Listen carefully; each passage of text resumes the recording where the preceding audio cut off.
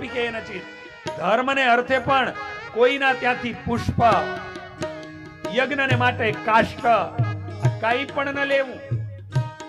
આપણને એમ થાય કે આ જોયું, હાલો ને 2-4 ફૂલ તોડી લઈ ભગવાનના ચરણમાં પધરાવીએ તો આપણને તો ચોરી કરવાનું ફળ મળે, બાકી ફૂલ ભગવાનના ચરણમાં ગયા, જેનો બગીચો હતો એને એનું ફળ મળે. માટે જ્યાં ત્યાં જતા હોય, બાગમાં જઈએ, કોકના ખેતરમાં કેરી જોઈએ.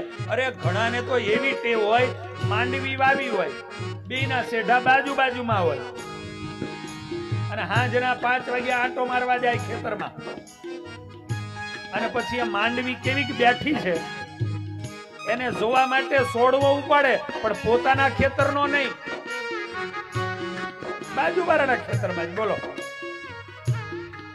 8-10 જે મગફળી લીધી હોય, પાછો ઓલો લીલો છોડવો જે બચ્યો ને ઈ નાખે પોતા